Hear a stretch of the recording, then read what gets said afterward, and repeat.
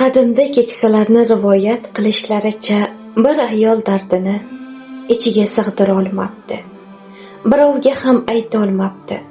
O'ylab qirning bir chekkasidagi yolg'iz o'sgan daraxtga aytadigan bo'libdi. Oradan 1 yil o'tibdi. Ayolning dardiga chiday olmagan daraxt quriy boshlabdi. U esa hamon unga dardini aytishni kanda qilmas ekan. Kunlarning birida ayol borib, navbatdagi hasratini aytayotganida daraxtdan o't chiqib, yonib ketibdi.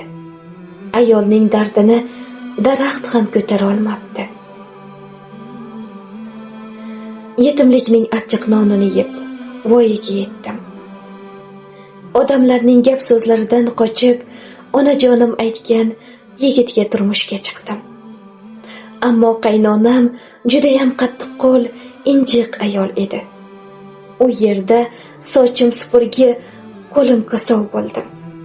O'tidan kirib, kulidan chiqardim-u, ammo qaynonamga yoqmasdim. Aybim kambag'alligim edi. O'yla qolsin kelin bo'lmay, kelisob bo'lgur. Menga yoqaman deb urinmasin. Bari bir aybi bor-da, shuning uchun bo'ynini egib yuradi. Qurumsoq, onasi bir tuzukroq, ko'zga ko'rinadigan narsa ham qilmabdi yashamagurning, deya o'g'liga mendan shikoyat qiladi qaynonam. Turmush o'rtog'im bo'lsa, boshini egganicha onasining gaplarini jimgina tinglab o'tiradi.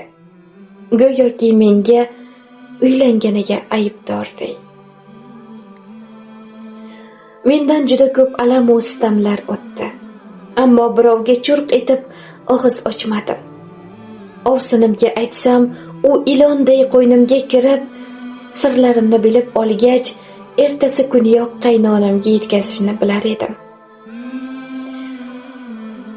Qo'shnilarga aytib biroz ko'nglimni yorishtiray desam, ular ham sir saqlashni bilishmaydi. Shuning uchun hovlimiz chekkasidagi jannat mevasi bo'lmuş xurmoga dardimni aytib, biroz yengil tortaman. Go'yoki u jimgina meni tinglaydi. Men yig'lasam, u ham tebranib qo'yadi. Faqatgina tilsiz xolos. Shuning uchun uni ko'proq parvarishlayman. Gohida uning yonida ko'proq qolib ketaman. Shunday damda qaynonam meni qarg'anib chaqirib qoladi. Oldilariga borsam, meni jinniga chiqaradi. Indamayman. Bunisiga ham chiday olmaydi. Soqov deya masxara qiladi. Qaynonamning gaplariga ovsinlarim sharaqlab kulishadi. Ortimdan indamas. Pismiq deya piching qilishadi.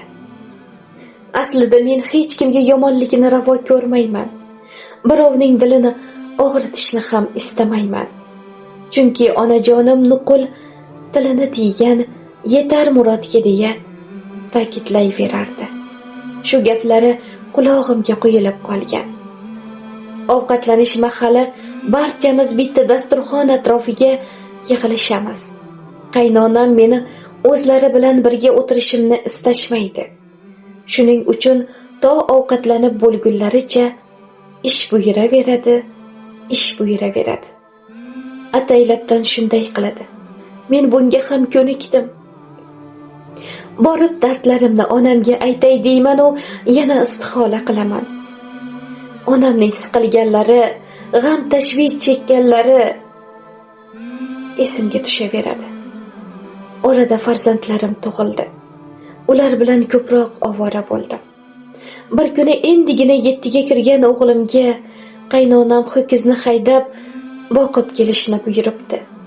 O'g'lim qo'rqqanidan rozi bo'libdi. Ammo yarim yo'lda ho'kiz uni shoxlab, shoxi bilan ko'tarib otib yuboribdi.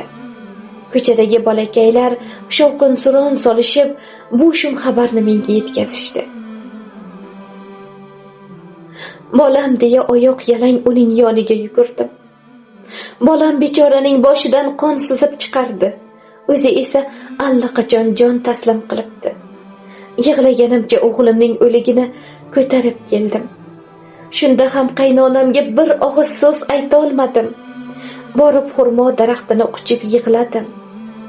Oradan 1 yil o'tgach qaynonam sholchamni yuvib ber deya qizimni kanal bo'yiga yuboribdi.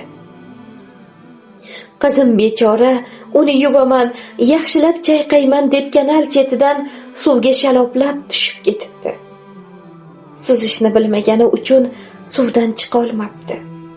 Uni ham olib borib o'g'limning yoniga qo'yib keldik. Yana xurmo daraxtiga borib hasratlarimni aytib yig'ladim. Ertasi kuni xurmo daraxti quriy boshladi. Ko'zlarimga ishonmadim. Ha, uning 2 ta novdasi o'z-o'zidan quridi. Menimcha u dardimni ko'tara olmadi.